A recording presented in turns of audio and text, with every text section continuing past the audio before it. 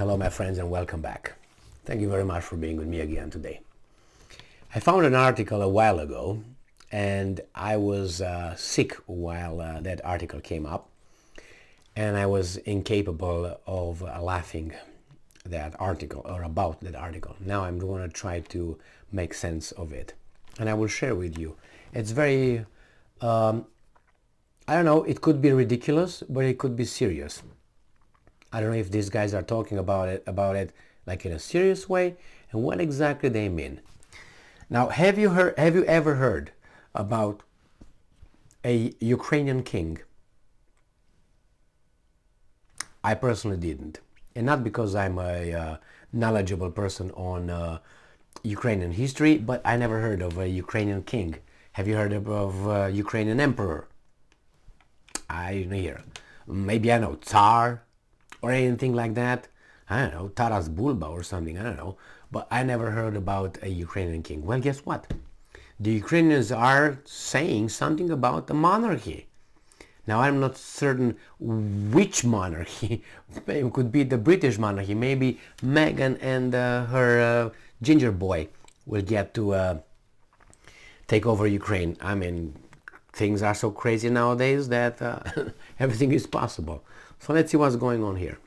I'm sorry, Meghan Markle and her access card, because her access card is in kind of circles. This article comes from Sputnik and is from, how old is this? January 2nd, Jesus Christ. Anyway, top Zelensky advisor says restoring monarchy, only way to beat Russia. What the what? He says, restoring monarchy, only way to beat Russia. It must have been a monarchy sometime, somewhere. I'm not aware of. I'm an ignorant on that particular event. But let's see, maybe they enlighten us.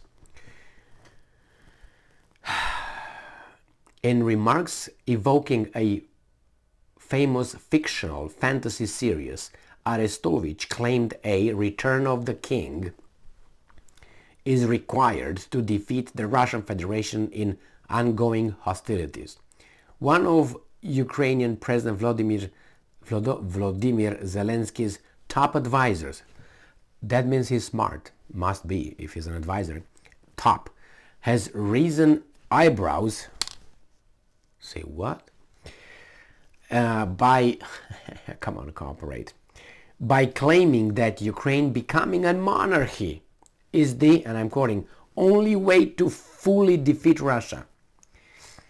Are they talking about Zelensky becoming the king? Am I missing anything?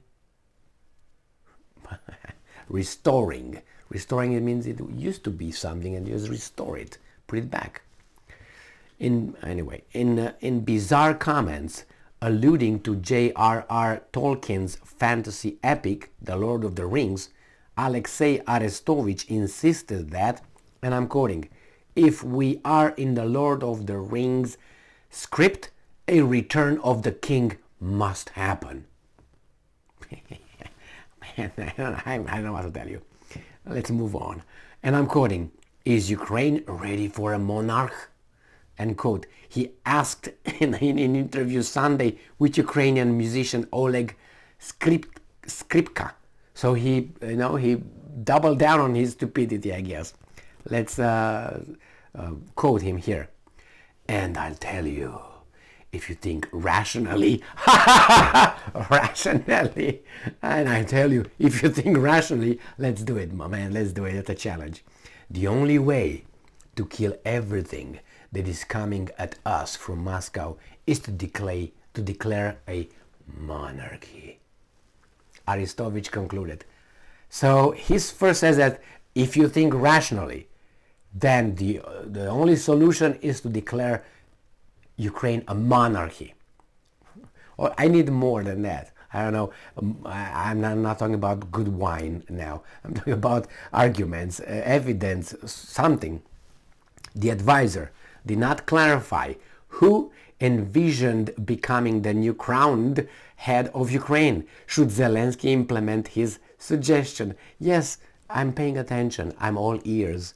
References to fictional fantasy series have littered the Kiev regime's speechless since Russia began its special military operation in February. Senior Ukrainian officials almost immediately took to denigrating Russia's service members as orcs, and in a late March, Ukrainian Defense Minister Oleksiy Reznikov, a kosher guy, claimed Kiev's militants would, and I'm quoting, would stand firm against what he called Mordor's assaults. Jesus Christ, man. If it's not Moses, then it's Mordor. Anyway, but Russian-aligned forces have taken the slur in stride, with some even appropriating the dehumanizing, what the fuck, dehumanizing language. One patch word by soldiers in Donetsk bears the proud retort, "Born an orc, defend Mordor." And they provided a little patch here. I probably put it on the shoulder or something. Now that's crazy, my friends. That's crazy. So who's the king again? Is it gonna be a kosher king? Yeah, that's nice. If you think of it rationally. You can't think of it rationally. Come on now. It's no surprise to me, and I tell you why. This is an advisor, a top advisor, according to the Russians, right? A top of advisors talks in images. Propaganda best works when it's pushed in images. That is, our enemies are like Hitler. We are like, I don't know, Churchill or something. When you work in images is the only way, not the only way, the best way to promote propaganda. And I guess this guy is doing it. The problem is he's doing it at such a low level, intellectual level, mentioning a movie that probably he's jerking off on. Anyway, nice movie. I watched the movie. It was interesting. It was entertaining. I refused to watch it for some time. I watched it I don't know how many years after, and I watched it in a binged over a night or so with some friends of mine that really loved it. Let's watch it. Okay, let's watch it. So I watched it, and I said, yeah, that's nice. I liked it because it was a connection between the Western civilization and mysticism and all that. I like that. But anyway, that reminds me of when I went to United States. I attended college, and they used a lot of movies as examples, and I was very disappointed, and I obviously challenged the professors, the PhD professors over there, by the way, about this. And I said, how can you ask us to analyze a movie?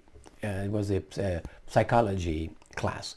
You asked us to analyze someone's psychology in his movie when this movie, the script, was written by a human being who was not necessarily a professor of psychology. So you ask us to, it's like I can make a character in a movie very conflicting, things that would not occur. Like, a kleptomaniac being a guy who for instance, in the movie will not steal when he has the opportunity, and then he's going to give you a reasoning because he's in love or something like that. With like love will cure kleptomaniac, like not I take it, because I'm in love. That's no evidence in real world that such a thing is a cure. But they use the movie, which is, they're just an fictional representation of reality, however the scriptwriter wanted it to be, and this guy in an academic setting wanted us to apply scientific methods, and psychological theories in order to analyze something that was like bang, bang, bang. It's like, I don't know, you have a plus and minus, and you want them, I don't know, to deflect one another, and you say, yeah, but in the movie they did. Yeah, of course they did, because he was a script writer. But in reality, that doesn't occur. They come together. You know what I mean? Or a magnet. Let's put it in this way. minus, positive, negative, and so on. You know, it's just very crazy how these guys used movies as reference, as reality. And these were professors, and they believed in it.